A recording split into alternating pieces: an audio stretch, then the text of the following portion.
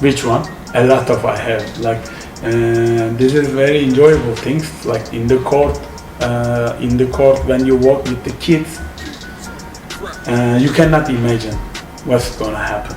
So sometimes they are coming very weird question, like coming very serious and like almost crying, and then you think that there's something happened, but just very kind and quiet telling you, I need to go toilet, like I need to pee. That's you cannot. That's very different moments. Sometimes it's a lot of big moments, like small kids coming that sometimes it's telling that coach, yes, like you think that is something serious happening, like you said, coach, I want to be against my sister. Like you shocking in the car, you cannot understand, like you want to be against your sister, okay, you can be. And the other coach coming, coach, I want to be with my brother. Like this kind of a lot of situation happen here. And sometimes when you're passing, you don't need to tell thank you, I'm their coach, I'm passing that. Some of kids, they say, oh, thank you, coach. Like it's very funny things happening in the court. This is live, so you have to be in the court. A lot of good memories you will get. I'm gonna jump in a game, not a practice. Last year with the under 12 team, we were losing in a game by 15 points. Like 5 minutes before the game ends, we call a timeout, and I talked to the kids, but the most important is how the kids talked to the timeout, because I always give the space to talk. I was impressed with, they never give up, and basically they jump into the court, all of them, because we had a problem with fouls and stuff like that. It was only the 5 guys, all of them. Whoever played in that last 5 minutes, give the best. We came back in the game, and finally we won it. We won it by 5. But it was how the kids react on this timeout. I will never forget it. My favorite moment from practices depends from the age that I'm working and the group that I'm working. So basically for younger guys, it's usually the end of the practice when you see that they are smiling, that they are coming outside of the practice happy with a big smile on their faces, with high energy.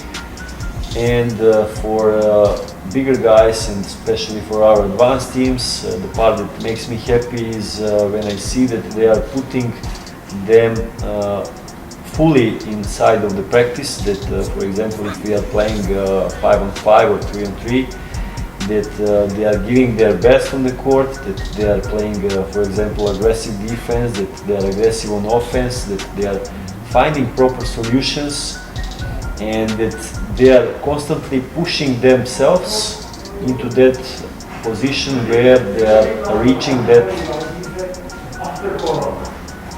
Coach Reggie.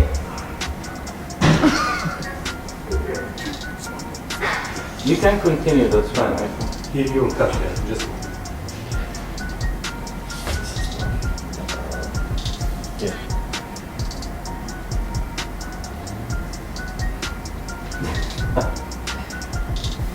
To see them pushing them onto that top level where they are challenging themselves to go to that highest point that they can reach at that moment. This is how they basically improve, and this is what satisfies me as a coach, to recognize in them that they gave all they got on that drill or practice.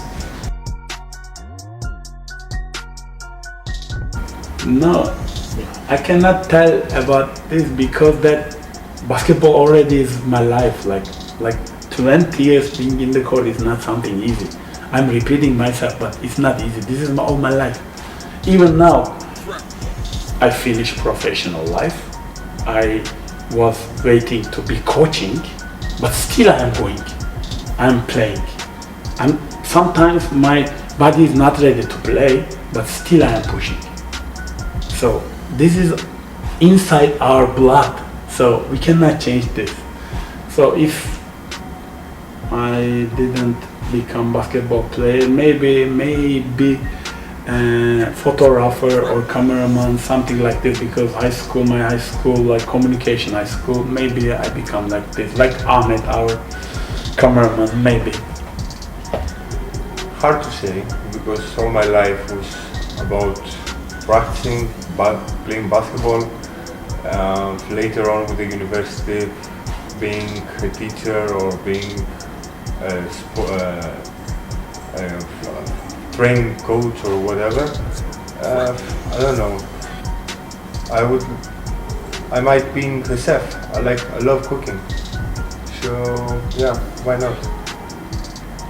Or when I will give up, I might be a chef. I think it would be something that has to do with personal development. This is basically something that I'm working on the side of everything, and I think this is very important for everyone to work on himself, not only in his let's say expertise and area that his work is in, but also on working on developing himself to be a better person.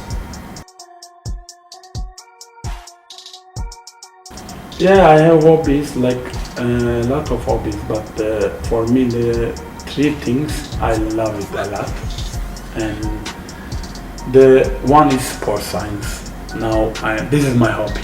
I know that sometimes it's weird. Sometimes I'm asking myself. I'm reading articles like about sports, like listening music in exercise is helping or not. Like these things, like reading articles, it makes me happy. And my second hobby, and I love it a lot, so this is fishing. I love to fishing. I went here in Oman like 2-3 times, and I want to go more, but after this corona things, I think I will go more fishing here. Of course I have. So the number one is the traveling. I love to explore countries. I love to explore around the world. I think I have traveled quite a lot. Maybe my best destination was Rio de Janeiro, and I will keep traveling as much as I can, no matter the age. What else? Then I love driving. I love the nature, basically. So I love driving here in UAE. I love driving in the desert every Friday morning, doing camps, stuff like that, simple things. Well, I would say that my hobbies are usually connected with sports. So my hobby would be to go in the gym. Also, I like to find some time when I will rest and enjoy with my friends. But sometimes if I'm tired, I will just relax at my place and watch TV shows or movies. And this is what relaxes me, of course, basketball games as well.